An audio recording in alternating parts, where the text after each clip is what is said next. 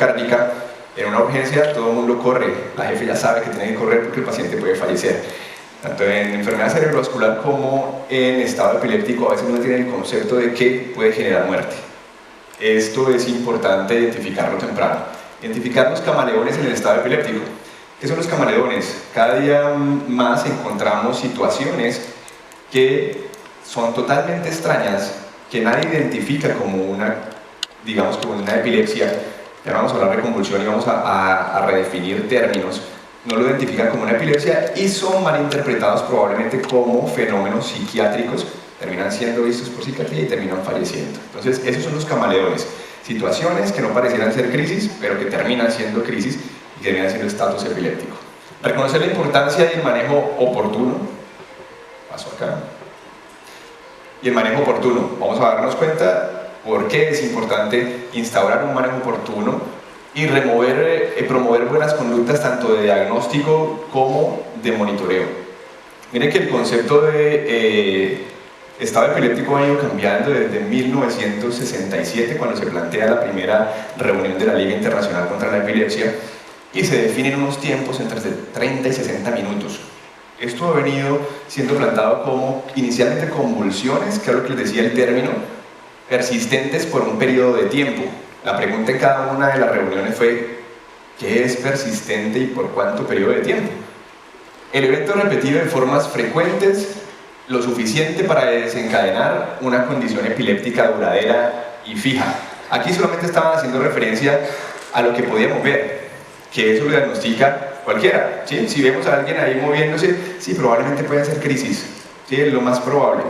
Hay que averiguar otros diagnósticos diferenciales, pero hasta allí no tenía una definición clara sobre qué era el estado epiléptico no convulsivo, que ha venido transformando quizás el concepto inicial y que incorpora algunas nuevas ayudas diagnósticas y que llama la atención a todo el grupo médico que está en contacto con esos pacientes para identificarlo de forma oportuna, especialmente en las unidades de cuidado intensivo. ¿Cuánto es un periodo de tiempo suficiente? Sigue siendo la pregunta. Entonces miren que a medida que pasa el tiempo, hasta llegar a 1999, cuando Theodore y Levenstein dicen 30-60 minutos, es demasiado tiempo para el daño que se está produciendo en el tejido celular. Es así como en este momento, la última reunión de la Liga Internacional contra la Epilepsia, la definición del doctor Trinca en el 2015, plantea dos tiempos: uno operativo, donde yo debo identificar esa crisis y tratarla, y otro tiempo donde ya existe un daño tisular, ¿sí? Este primer tiempo operativo es el que vamos a manejar en cada una de las unidades de urgencias, en cada una de las unidades de cuidado intensivo, en el servicio ambulatorio, en los medios de transporte de ambulancias. Vamos a ver cómo es importante, y queremos cada vez más empoderar a los pacientes. La familia de los pacientes que sufren epilepsia es importante que sepan qué hacer. ¿Qué pasa cuando esa convulsión se postergó más de 5 minutos? ¿Se pueden instaurar benzodiazepinas antes de 5 minutos? Vamos a ver. Esto de medicina basada en la evidencia me parece supremamente atractivo y le agradezco, doctor, por haberme llamado, porque cuando nace lo de medicina basada en la evidencia, el doctor Ray Isaac dice: ¿tenemos dudas los médicos? Sí, tenemos muchas dudas.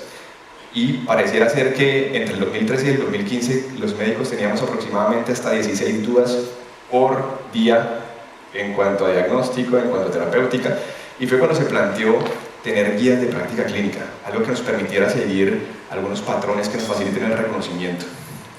Entonces miren aquí cómo la tónico-clónica generalizada tiene 5 minutos para identificarla. Esa es la más fácil, ¿sí? Si nos llega con movimientos, posturas tónicas, movimientos clónicos, como vamos a ver en algunos videos, 5 minutos para tratar. Focal, 10 minutos, y las ausencias, 10 a 15 minutos. ¿En cuánto tiempo comienza a generar daño tisular la tónico-clónica generalizada? En 10, la focal en 60, y las ausencias todavía no es muy claro. Si yo tengo un paciente con estado epiléptico que se pierde, digamos que se posterga o se prolonga el tiempo por más de lo planteado, ¿es posible que tenga atrofia cortical? Sí. ¿Es posible que tenga atrofia cortical después de pasada 1 hora, después de hacer esto? Sí. ¿Es posible que desencadene la muerte? Sí. Ya vamos a ver cómo lo produce. Algo de epidemiología corto para que ustedes sepan: esto tiene una incidencia de 3.5 a 12.5 por cada 100.000 habitantes. en el mundo entero la epilepsia representa el 1% de la población mundial, o sea que podemos tener perfectamente un país como Colombia lleno de pacientes con epilepsia. Por eso es importante aprender a reconocer esto. La incidencia es más incidente en los pacientes menores de 10 años, en los mayores de 50 años, como pueden ver ahí. La mortalidad es mayor en los pacientes de 80 años y pareciera ser que es por las patologías a las cuales puede asociarse. El ACV representa una enfermedad importante productora de estado epiléptico y ya vamos a ver que puede haber estado epiléptico en estado relacionado tempranamente con el ACV o relacionado tardíamente con el ACV. El género pareciera ser que es más frecuente en hombres y la etnia es discutible, pero el estudio grande que aportó estos datos, que fue un estudio epidemiológico que solamente tomó Estados Unidos, pues dice que la raza negra es más incidente, es más prevalente que en los blancos, pero es menos mortal que en los blancos. Esto básicamente como para que ustedes tengan una idea del por qué vamos a utilizar los medicamentos que se van a mencionar más adelante. Es importante reconocer la patología, la fisiopatología. ¿Qué pasa en la fisiopatología? ¿Sí? Vamos a tener inicialmente en milisegundos un cierre y apertura de canales iónicos. Posterior a esto van a aparecer en minutos, del primero al segundo minuto, modificaciones de los receptores de NMDA, los glutamatérgicos, AMPA, NMDA, y una disminución importante de GABA. Esto es importante. Saber que el GABA se va desapareciendo y que el glutamato va expresándose en mayor cuantía, y eso es lo que perpetúa la crisis en el tiempo. ¿Y por qué no utilizar benzodiazepinas más de 2 veces, como vamos a ver? Porque si utilizamos benzodiazepinas más de 2 veces, probablemente ya no vamos a tener receptores después de los primeros 5 minutos. ¿Sí? ¿Qué sigue pasando? Aumenta la sustancia P, que es un estimulador del sistema nervioso central, disminuye el neuropéptido y posteriormente vamos a encontrar que hay cambios de regulación del microDNA con metilación del DNA y finalmente daño tisular por necrosis y apoptosis. Entonces finalmente podemos concluir que tiempo es cerebro. Yo sé que esta frase probablemente suene ya redundante cuando lo han escuchado hablar de ACV. Esto tiene un impacto casi que igual que el ACV. El ACV tiene un momento en el que debe trombolizarse, y lo comparo con esta entidad. ¿Por qué? Porque tiene un influjo glutamatérgico, pero que finalmente va a generar una entrada de calcio a la célula, un daño tisular. Este lo hace similar, hay neurotoxicidad y finalmente va a haber daño tisular.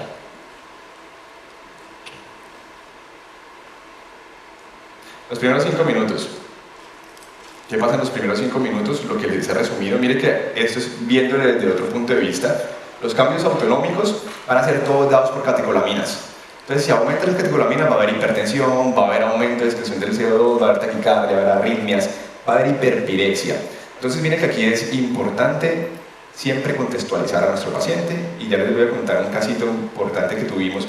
Una paciente con epilepsia reconocida que llega en estatus epiléptico y que hace un episodio febril y que en el hemograma se encontró leucocitosis. Una semana antes, sin ningún síntoma ni signo prodrómico de infección. Esos fueron hallazgos incidentales en el servicio de urgencia donde se recepcionó a esta paciente. Miren que pueden existir cambios tanto en el hemograma como en la parte de electrolitos y demás, como vamos a ver. Pueden haber cambios a nivel metabólicos, como hiperglicemia al principio, algo de acidosis, aumenta el flujo de perfusión cerebral, aumenta el lactato, aumenta la glucosa en el cerebro, y finalmente, pasados los 10 minutos, se pierde este, digamos que, mecanismo compensatorio. ¿Y qué obtenemos? Todo el down regulation, que se viene abajo toda esta compensación. Entonces, catecolaminas abajo, hay hipotensión, se pegó la misma tabla que pega con ustedes. Bueno, aquí hipotensión, hay aumento de la capacidad vital pulmonar, hay arritmias, hay hiperpirexia, hay hipoglicemia, acá, acidosis láctica. Quedaron algunas cosas repetidas, pero es un down regulation, es una regulación a la baja. Y a nivel cerebral, miren lo que pasa. Hay disminución de lactato, hay hipoglucorraquia, hay hiporexia, aumenta la presión intracraneana y esto lleva a un edema celular. Un edema pulmonar también edema cerebral y finalmente termina falleciendo el paciente. Entonces, esto para que veamos cómo hay permanentemente un mecanismo peleándose en guardar el equilibrio entre excitación e inhibición. La inhibición se va perdiendo y la excitación continúa a pasos agigantados que nos llevan al estado epiléptico.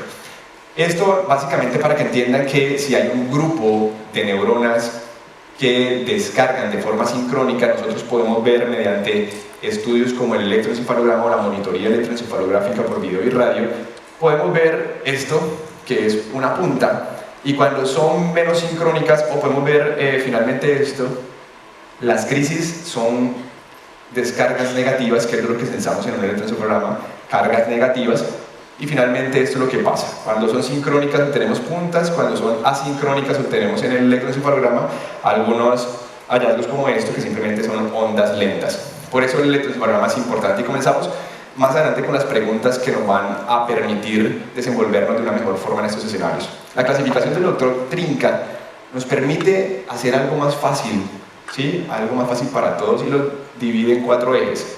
El primer eje nos habla de crisis motoras y crisis no motoras. Entonces aquí ya incorpora todo lo que es el estado epiléptico no convulsivo. Como ustedes ven acá, las crisis generalizadas motoras pueden ser generalizadas, focal con evolución bilateral, antes se llamaba focal con generalización. Básicamente se sabe que hay un inicio focal que finalmente luego se distribuye a ambos hemisferios y da movimientos tónico-clónicos. Miren que casi siempre cuando estamos en urgencias encontramos una descripción que dice que todos los pacientes tienen tonicoclónica generalizada. No es tan así. En el mundo entero se sabe que el 85% de los pacientes probablemente tengan una epilepsia más focal. Lo que pasa es que siempre que el familiar los ve o que cuando llegan a nuestras manos vemos la generalización de esa crisis. Hay algunos desconocidos, no sabemos. En la parte no motora, entonces tenemos no convulsivo, con coma y sin coma. Eso es importante para pronóstico, como vamos a ver. Pacientes con estados epilépticos no convulsivos con coma tienen un pronóstico peor, y de ahí se han desarrollado algunas escalas de las cuales no vamos a hablar hoy, como el Apache y como el SET, que permiten, digamos, que dar pronóstico de mortalidad y pronóstico de sobrevida. En la parte de mioclonías tenemos mioclonías con coma, sin coma, ausencias mioclónicas. En la parte focal tenemos jacksoniana, parcial continua, oculoclónica, crisis versiva y paresia ictal. Coloque bastante atención a esto de la paresia ictal. Es bastante frecuente, digamos, que encontrar en algunos servicios de urgencias pacientes con un stroke que debutaron con una crisis o con un estado epiléptico. Pero si es un paciente epiléptico conocido de base que llegue haciendo un fenómeno negativo sin alguna otro, digamos que predeterminante o factor de riesgo que nos haga pensar en ACV, tener en cuenta que puede haber una paresia ictal.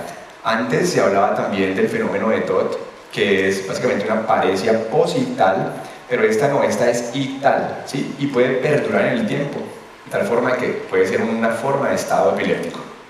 Las crisis tónicas y por acá las hipercinéticas. Tenemos una dentro de las no motoras. Quiero que le presten mucha atención a esto porque esto se ha venido convirtiendo en un reto clínico. ¿Por qué? Porque en esta parte de aquí de las focales, sin alteración del estado de conciencia, encontramos auras continuas, autonómicas, sensitivas, visuales, psíquicas. Entonces un paciente que pueda tener un síntoma nuevo del cual no había, o un signo nuevo del cual no se había manifestado antes y que perdure en el tiempo, hay que pensar que puede ser una manifestación no convulsiva con preservación de la conciencia. Y aquí nos encierra en un conflicto diagnóstico y es importante que sepamos que existe, porque se nos pasa muy probablemente como las crisis elásticas, como las crisis hipermotoras, como las crisis psicóticas que terminan siendo vistas por el psiquiatra y que finalmente fallecen. ¿De acuerdo? Con estado de conciencia alterada, indeterminado y autonómico. Este eje es bastante importante. Son ya las crisis sintomáticas o el estado epiléptico sintomático, y aquí sí se atribuyen varias patologías como etiología de ellas.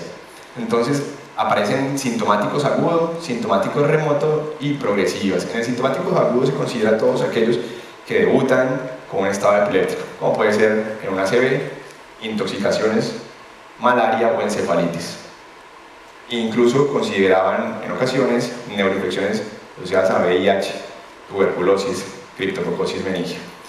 En postraumático, pacientes postrauma que debutan con un estado epiléptico, hay que considerarlo. ¿Puede ser remoto? Sí. Se considera agudo hasta el 7º día después del trauma y remoto después del 7º día después del trauma. Posencefalítico y post-ACV. Vuelven y consideran el post-ACV porque yo les decía, dentro de la patología de stroke, los primeros 7 días es agudo, después del primer mes es crónico y el pronóstico es diferente. Si yo tengo un estatus epiléptico al inicio del ACV o que debuta entre los primeros 7 días, probablemente el pronóstico sea mejor que si empieza un mes después.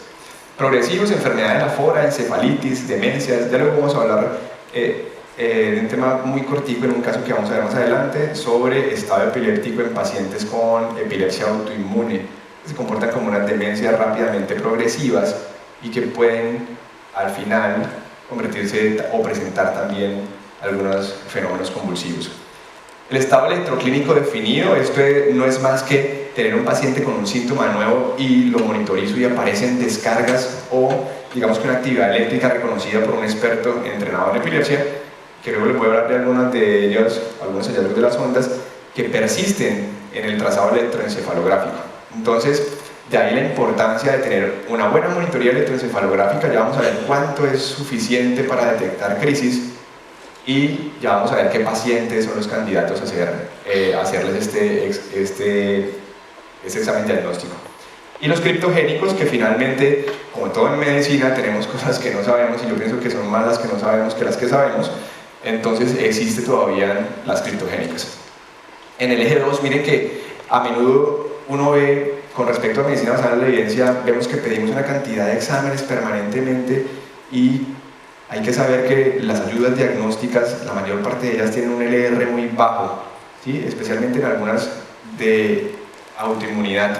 Este LR bajo, si yo no tengo una buena probabilidad pre-test antes de hacerlo, probablemente lo único que me genere es confusión. Entonces miren que con respecto a los electrolitos pueden haber una cantidad de dudas. Estos son los que se encontraron que pueden impactar en la génesis o en la etiología del estado epiléptico. La glucosa sérica, ¿cuánto? Menos de 36 miligramos por decilitro, o en aquellos pacientes diabéticos con más de 450 miligramos por decilitro, con o sin cetosis. El sodio, ¿cuánto realmente se ha identificado que puede generarme un estado epiléptico? Menos de 115. El calcio, menos de 5. El magnesio sérico, menos de 0.8 miligramos. El nitrógeno ureico, por encima de 20 y menos de 100, y creatinina mayor de 10. Salió lo que vamos a hablar de aquí para adelante, que es la mejor guía que les voy a exponer, que se encontró después de hacer una búsqueda minuciosa de la literatura por varias bases de datos. Hay que saber que esta clasificación la sacó la doctora Schaffer ahorita en el 2017 de términos en epilepsia e incorpora todas las comorbilidades que no habían sido tenidas en cuenta probablemente de manera clara en los consensos anteriores. Entonces sigue existiendo la epilepsia focal generalizada. ¿Pueden haber combinadas? Sí, puede haber combinadas generalizadas y focales de etiología incierta o una epilepsia incierta. Y miren todo lo que tenemos acá. Tenemos causas estructurales, como vimos, ACV, trauma, infecciones genéticas, ¿sí? Son más de inicio en la infancia. Infecciones acá, metabólicas, inmunológicas y desconocidas. Esto es importante para determinar el manejo que vamos a ofertar. La correlación electroencefalográfica, entonces mire que aquí entra ya un concepto donde hace que tenga una importancia el neurólogo con entrenamiento en epilepsia. Hay ayudas para el paciente, hay ayudas para la familia, para el médico sin entrenamiento, hay ayudas para el médico en UCI, sí las hay. Ahí, como lo vamos a ver, hay un electroencefalograma cuantitativo que podría darnos idea, pero quiero que se lleven en la mente que el diagnóstico sigue siendo siempre clínico.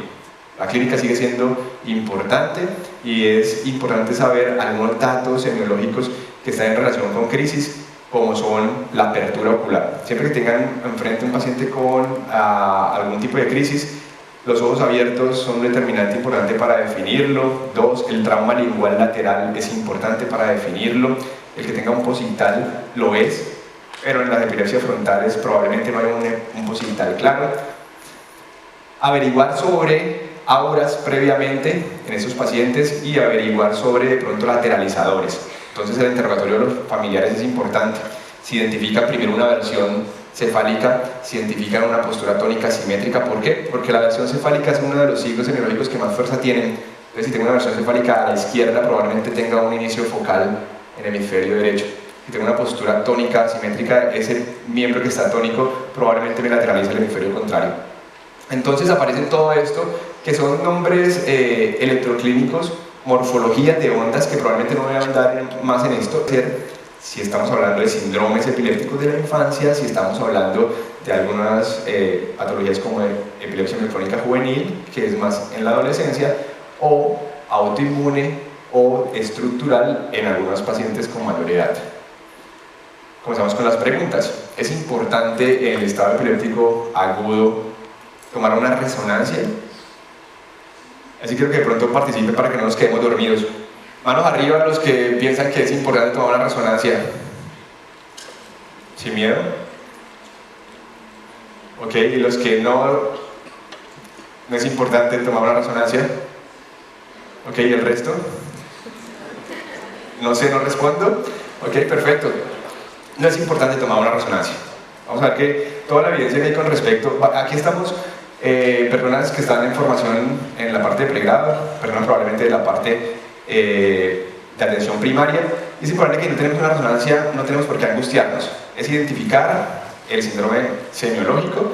Y miren que finalmente la resonancia podría arrojarme algunos errores diagnósticos, porque la sola crisis epiléptica pudiese generarme fenómenos de restricción en la resonancia, como vemos aquí. Aquí tenemos una difusión de WI y una secuencia de ADC, o de coeficiente de difusión.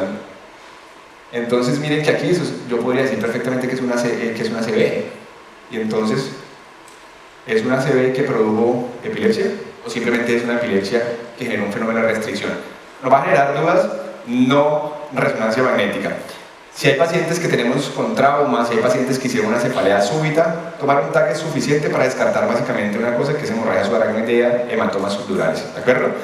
De lo contrario, nada más, una glucosa como vimos, unos electrolitos básicos como calcio, sodio, magnesio, si el contexto de la situación lo amerita, sino solamente sodio, creatinina y boom. Esta es la guía que quiero socializarles, es del 2016, fue la guía que mejor grade obtuvo, 85%, y básicamente vamos a hablar de unos objetivos de ella, que es tolerabilidad, eficacia y seguridad. Yo sé que muchos de ustedes dirán, oiga, bueno, ¿cómo tratamos esto? La búsqueda básicamente se hizo por muchas bases de datos desde enero de 1940 hasta septiembre del 2014. Se realizaron estudios de no inferioridad que solo permitirían un margen del 10%, y se incorporaron para dar, digamos que, directrices de manejo o de diagnóstico, específicamente estudios de clase 1, clase 2, nivel A.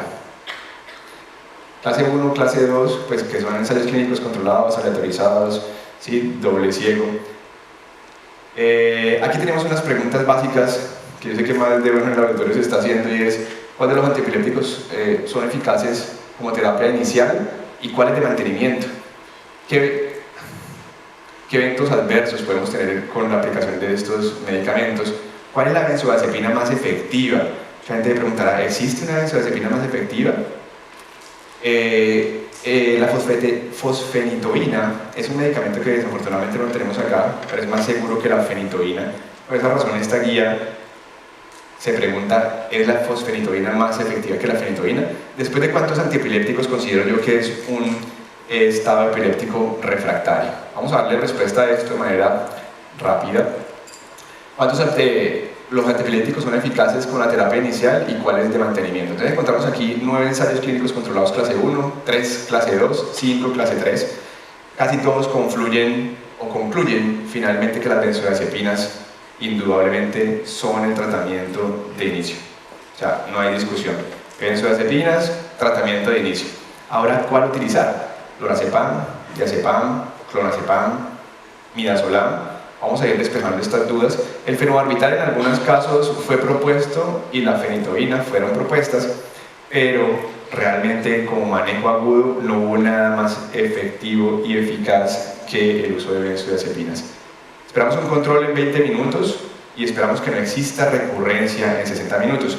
Vamos a ver más adelante qué hacer. ¿Colocamos la benzodiazepina y no es necesario hacer absolutamente nada más? No. Colocamos la benzodiazepina y por ahí derecho le vamos diciendo al jefe, hay que colocarle un bolo de algún antiepiléptico de larga acción.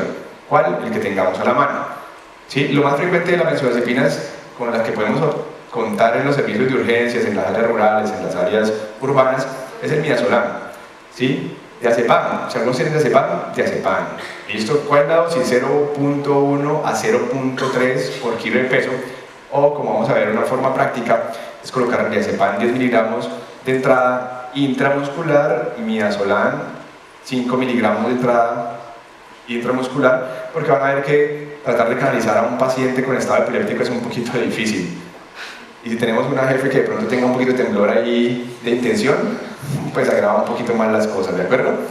Entonces, los resultados. Primer clase, los estudios de primera clase, el RAMPAD, que fue uno de los más grandes, incorporó 507 pacientes y documentó que el lorazepam fue superior a fenitoína. ¿Sí? ¿En cuánto? Realmente fue muy superior, con una P muy significativa.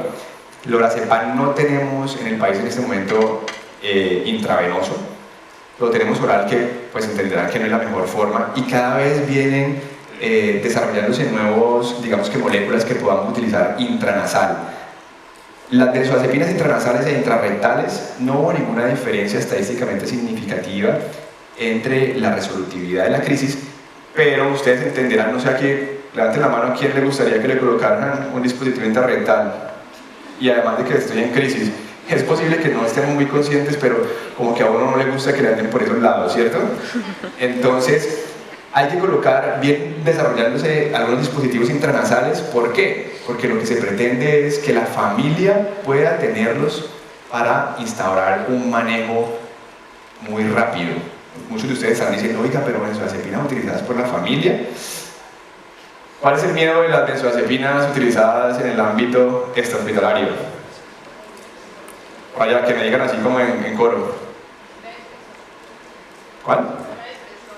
Depresión respiratoria, hipotensión, bradicardia. Ya vamos a ver los estudios porque nos resuelven finalmente esto. Por eso les mostré algo de la fisiopatología, porque si ustedes estaban atentos en ese momento, en la fisiopatología decía que después de los 10 minutos que pasaba, se perdía todo ese mecanismo autorregulador. ¿Y a qué llevaba? Edema cerebral, llevaba a bradicardia, llevaba a hipotensión, llevaba a edema pulmonar.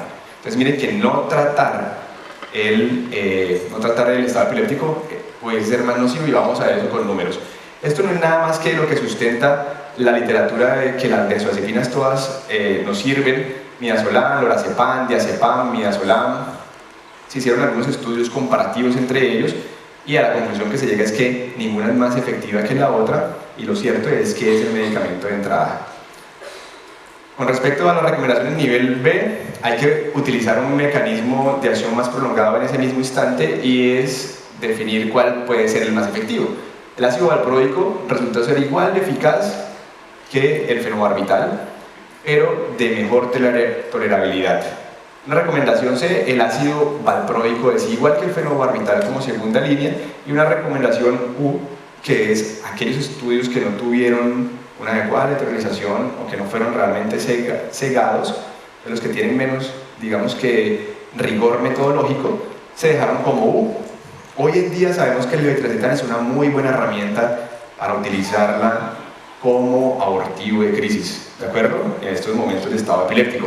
Hoy en día sabemos que la lacosamida, que es un bloqueador de canales lentos de sodio, es una muy buena herramienta para utilizarla. ¿Cuánto? Ya vamos a ver más adelante. ¿Qué eventos adversos podemos tener asociados a los antiepilépticos?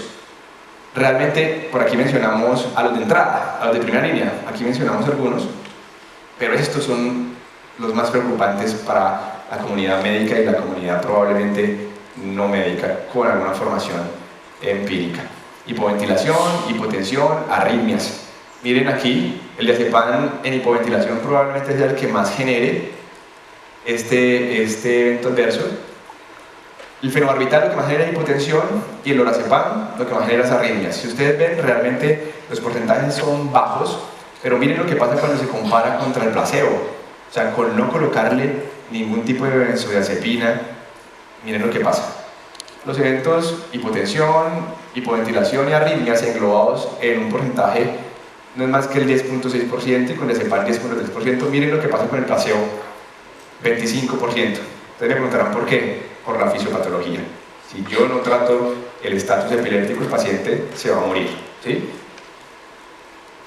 Esto básicamente es eventos adversos. Miren que fueron muy similares con los diferentes benzodiazepinas. Entonces, los que más se identificaron como, vuelvo y reitero, respiratorios y cardíacos, benzodiazepinas menos compromiso que el placebo. Por tal motivo, no hay que tener miedo con instaurar este manejo. Estos de acá solamente soportan la evidencia de que ninguno es más efectivo y que ninguno de ellos, por ser, digamos que administrados por vía intravenosa, pudiese tener un efecto mayor. Entonces saquen de la cabeza que es que necesitamos canalizarle una vena para poder regularle y para que sea más efectivo, ¿no? Si tenemos cualquiera de ellos, intramuscular, podría ayudarnos a controlar la crisis. Es importante el tiempo de inicio del tratamiento, es sumamente importante. Miren estos estudios que tenemos del doctor Iván Sánchez en Neurology, ahorita nomás en 2015. La primera, aquí arriba, son curvas de Kaplan-Meier y tenemos administración de la primera línea, que son los verdes, la segunda línea de tratamiento son los azules y una tercera línea de tratamiento que son los rojos. ¿En qué momento del tiempo fue importante hacerlo? Abajo tenemos los minutos a los cuales se instauraron y vemos que a los 40 minutos el 60% de ellos ya tenía una primera línea instaurada. A los mismos 40 minutos, el 45% de ellos tenía una segunda línea instaurada. Y a los mismos 40 minutos, el 25% de ellos tenían una tercera línea instaurada. Miren que realmente los que tienen el concepto de haber iniciado una segunda línea de manera casi que concomitante con la primera es bajo, menos del 50%. Por esta razón, termina fallando el intento de abortar un estado epiléptico, ¿de acuerdo? ¿Cuánto tiempo esperar? Vimos antes que mínimo 20 minutos. Si en 20 minutos no tuvimos la nebulización, de hecho, las nuevas guías que vamos a ver ahorita, porque hay una en 2019 que es más un consenso que una guía, dicen que no debemos esperar más de 4 minutos para colocar la segunda dosis de benzodiazepina o instaurar finalmente la segunda línea. Aquí compara dos cosas, una curva nuevamente de Kaplan-Meier y dice, esto acá es un acumulado de probabilidades de haber recibido un antiepiléptico y aquí vemos el tiempo de la benzodiazepina, de inicio de benzodiazepinas y no benzodiazepinas, la línea verde, inicio de benzodiazepinas y acá medicamentos no benzodiazepínicos. Vemos cómo finalmente a los 20 minutos casi que un 40% tiene una benzodiazepina y acá a los mismos 20 minutos ya el 25% tiene una segunda línea. Si uno dice que hay que colocar una segunda línea casi que de manera concomitante, 25 minutos, el 25% de los pacientes con un segundo medicamento a los 20 minutos es muy bajo. Yo pensaría que ahorita vamos a ver los estándares y las recomendaciones de los cuántos minutos ya debe tener una segunda línea. Acá de los no benzodiazepínicos. Entonces tenemos a los 40 minutos, 25% de ellos ha recibido el primer medicamento no benzodiazepínico y a los mismos 40 minutos solamente un 10% de ellos ha recibido un medicamento no benzodiazepínico.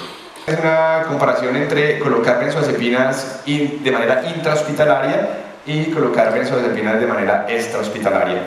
Miren que finalmente acá, que es los pacientes que tienen benzodiazepinas intrahospitalarias, el 25% de ellos lo recibió a los 20 minutos, ¿sí? Y la segunda dosis de benzodiazepina la recibieron menos del 10% a los 20 minutos. En la parte intrahospitalaria hay una mejor concepción del uso de las benzodiazepinas. Esto lo único que nos muestra es eso. La conclusión de estos dos gráficos es que en la parte extrahospitalaria no hay una concepción del uso de las benzodiazepinas, básicamente por el temor que se tiene de los efectos secundarios.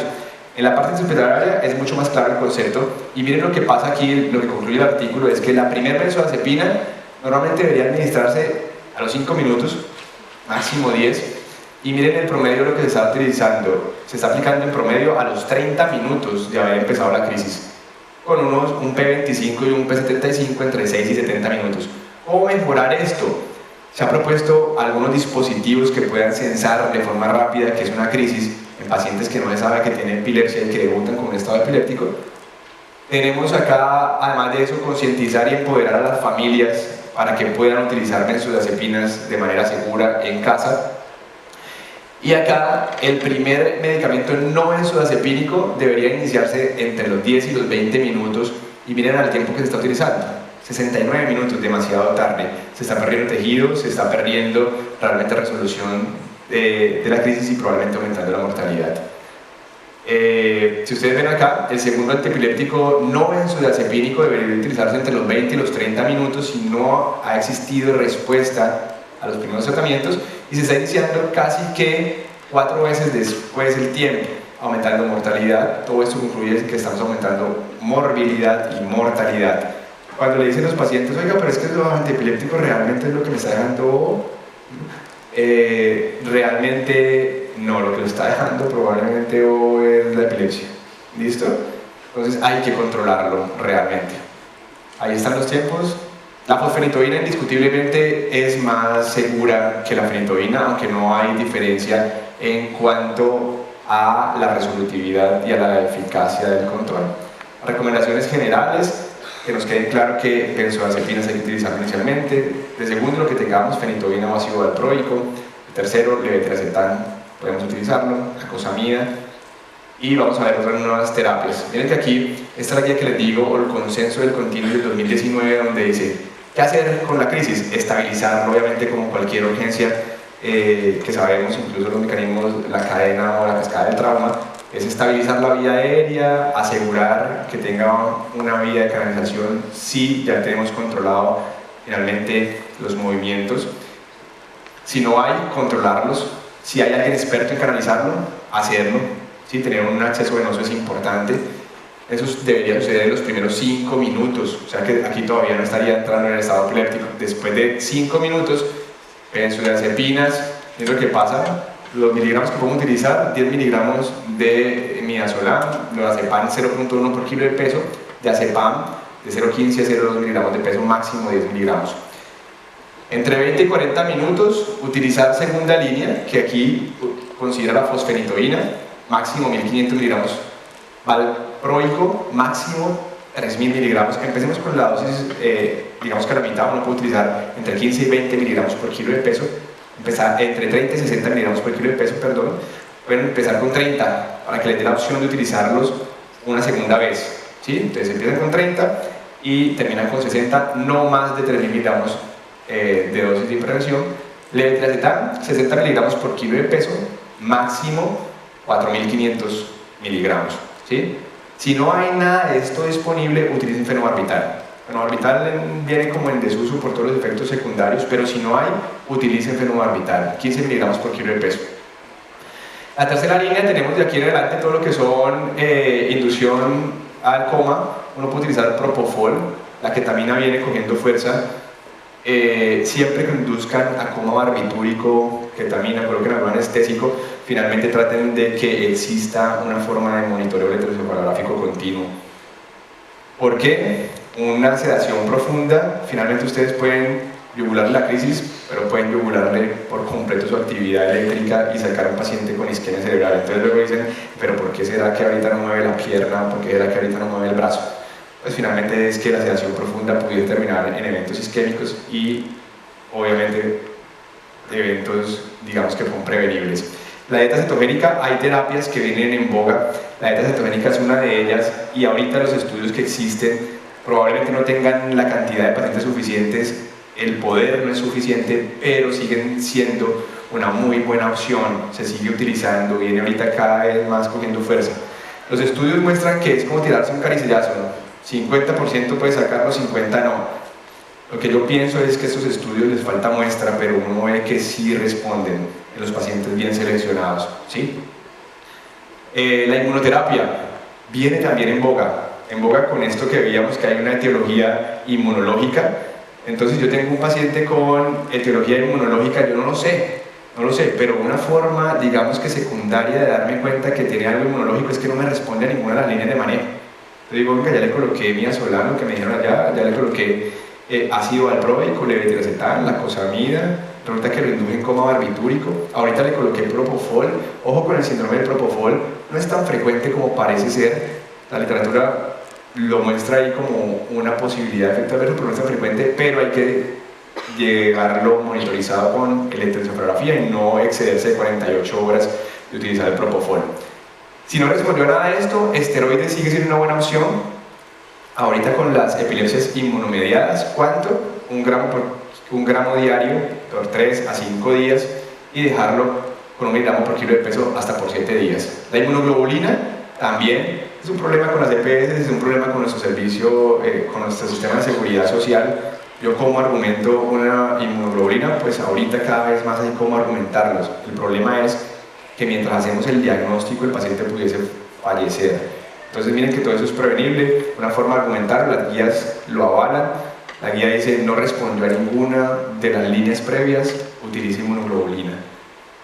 Antes de la inmunoglobulina yo prefiero utilizar la plasmaféresis. Los estudios dicen que no hay diferencia estadísticamente significativa entre una y la otra con respecto a la resolución de crisis, pero si usted coloca inmunoglobulina probablemente y después plasmaféresis, pues va a barrer lo que colocó inmunoglobulina, son terapias bastante costosas. Entonces coloque plasmaféresis inicialmente. Muchos grupos dicen, oiga, pues la plasmaféresis es un procedimiento invasivo, pueden haber infecciones, pueden haber trauma vascular, sí, depende de pronto del grupo y la experticia del mismo, pero aquí en Cali tenemos muy buenos grupos que pudiesen empezar la plasmaféresis. La hipotermia es algo en lo cual todavía no hay un consenso grande. Se presume que llevarlo entre 32 y 35 grados durante 24 a 48 horas da resultado, pero en los diferentes grupos de epilepsia a nivel del mundo todavía no está consensuado esto y todavía no se sabe si realmente impacta o no el desenlace. Entonces, miren que sigue siendo un desafío, pero el desafío más grande es el estado epiléptico no convulsivo y lo del lóbulo frontal. Las epilepsias y digamos que los estados epilépticos del lóbulo frontal, hay 4 síndromes y muchos de ellos pueden caer en el síndrome de crisis hipermotoras o crisis psicógenas que terminan siendo enviados al psiquiatra donde se comprometen más. Un casito clínico rápido, lo que quedan son videitos, yo no sé cuánto tiempo tengo, 5 minutos, son videitos que quiero que vean para que fijemos algo de conocimiento. Primer caso clínico es un paciente de 60 años de edad que tiene un síncope, finalmente un trauma. Cuando llega a urgencias llega completamente consciente, interactúa con su entrevistador, se le encuentra esta imagen que ustedes que alcanzan a ver aquí. Tiene sí un hematoma subdural, es llevado a cirugía y tiene drenaje del mismo, pero 2 días después de haber sido egresado, el señor entra en una somnolencia importante, de la cual logra mejorar un poco, pero luego presenta una afasia, ¿sí? Caso muy similar al que en estos días me llamó un hemodinamista reconocido de la ciudad y me dice, oye, le damos el hematoma, el neurocirujano, entonces en este momento drenó el hematoma, pero el señor tiene una afasia y le hacemos el tag de control y mira que no encontramos, le hicimos una resonancia y no encontramos realmente una lesión que me explique esa afasia. ¿Qué piensas que es? Este señor estaba afásico, estaba anómico, pero ningún compromiso motor. ¿Se acuerdan que vimos en el primer eje que habían episodios no convulsivos dentro de los focales, afasia? Ese señor realmente se sometió a un electroencefalograma monitoreo continuo y miren, esto se divide en bloques, un electroencefalograma continuo. El primer bloque son los temporales izquierdos, aquí finalmente tenemos los parasagitales izquierdos, acá los temporales derechos, qué pena, parasagitales izquierdos y parasagitales derechos. Miren cómo vemos aquí una actividad, esto es una crisis electroclínica evidente que dura 10 segundos y para las personas que son un poco lo que les decía, el electroencefalograma cuantitativo, que es para personas Lego. Ustedes ven aquí hemisferio izquierdo y hemisferio derecho. Miren el hemisferio izquierdo cómo tiene estos brotes, que ustedes los identifican aquí en un azul oscuro que no los tiene en el hemisferio derecho. Descarga finalmente hasta acá y está en relación con este otro. Los colores cambian dependiendo de las ondas de frecuencia. Aquí tenemos una frecuencia entre 1 y 25 Hz, aquí entre 8 y 15, aquí entre 8 y 16 y finalmente menor de 15. Miren que aquí también existe esta actividad hasta acá. Y después uno encuentra algunos grafoelementos interictales que se llaman en este momento PLDs. Antes se llamaban PLEDs, que era actividad lateralizada epileptiforme. Hoy en día se sabe que esta actividad puede ser epileptiforme o puede no ser. Entonces por esa razón le quitaron la E de epileptiforme y quedaron PLDs, lateralizadas solamente al hemisferio izquierdo. En este momento no tenía la crisis, resolvía y entró en estatus. 24 horas duró afásico, anómico. Se le instaló un primer tratamiento con benzodiazepina, lo cual no logró sacarlo. Se le instauró ácido valproico, 2000 miligramos, no logró sacarlo. Se le instauró 1000 miligramos de letrozol, no logró sacarlo. Finalmente tocó inducirlo como barbitúrico durante 24 horas, con resolución tanto de las crisis eléctricas como del fenómeno afásico. Este casito es similar, un paciente con un hematoma subdural ya drenado. Si ustedes lo ven aquí está la tabla ósea intervenida y aquí está la secuela. El señor llegó completamente dormido. Este sí llegó completamente dormido, somnolencia marcada. Nadie sabía por qué. Le hicieron glicemia, no tenía hipoglicemia, electrolitos normales, no tenía ningún tipo de infarto, no tenía uremia, no tenía hiperamonemia, aunque nadie piense en hiperamonemia, ¿no? Hay que pensarlo, hay que pensar en efectos hepáticos. Y finalmente tenía un estatus epiléptico no convulsivo. Esa señora similar, paciente con somnolencia permanente, se le hizo esta resonancia ya 3 días después de haber sido estudiada. Se encontraron estas lesiones en el cíngulo, en la corteza, no sé si las ven, un poco más hiperintensas. Finalmente tenía una hiperamonemia, son hallazgos típicos de la hiperamonemia, tenía una identificación del trazado, era un estatus epiléptico no convulsivo. Entonces miren la curva, cómo aumenta la mortalidad entre más nos demoremos en diagnosticarlos. Esta es una encefalitis límbica que termina siendo hallazgos no tan típicos. Este datico importante para que vean cómo la parte de los eventos no convulsivos se demora más en diagnosticarse en el electroencefalograma continuo. Son la parte gris clarita y el gris oscuro son los convulsivos.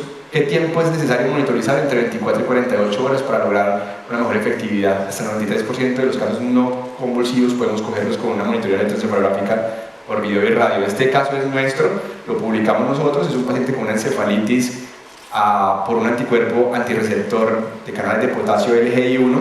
Tienen una manifestación semiológica típica y es que hacen una distonía braquiofaciales, hacen esto. Y no es que pertenezcan a la vecindad del chavo, ¿no? Es uno que tiene la chiripiorca, hacen esto. Es muy patognomónico. Si a ustedes alguien les llega así, pues hacen deterioro cognitivo, hace parte de las demencias rápidamente progresivas y salió con plasmaféresis y está con rituximab. Hay 2 videitos, ¿puedo mostrarlos? Los últimos 2 videitos ya no alcanzan. Ok, cortos. ¿Alguna pregunta? Dicen que ya no tenemos más tiempo para ver los videos. Aquí teníamos algunas crisis focales.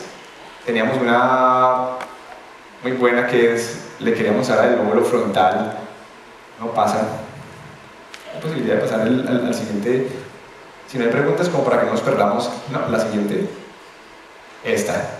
¿Le pueden dar clic a esa, por favor? Esa. Miren este paciente. Nadie pensaría que está en una crisis. Y el trazado lo que pasa es que muestra mucha actividad muscular. Esa es la dificultad del diagnóstico, pero si hay gente entrenada lo ve. Son movimientos estereotipados. Tiene coprolalia, lástima que no haya en ese momento audio. Es un paciente de una colega nuestra brasilera que nos lo prestó, la doctora Yacuyan. Aquí hay un interlocutor tratando de darle órdenes. Ahorita ven cómo le pasa la mano y no responde. Aquí tuvo relajación de esfínteres. Y así está por horas, por horas. Está dañando cerebro, está en una actitud que mucha gente podría considerarlo como un evento psicótico, miren aquí está la mano, donde no responde, y esto no es más que un estatus epiléptico del lóbulo dorsolateral frontal. Muchas gracias.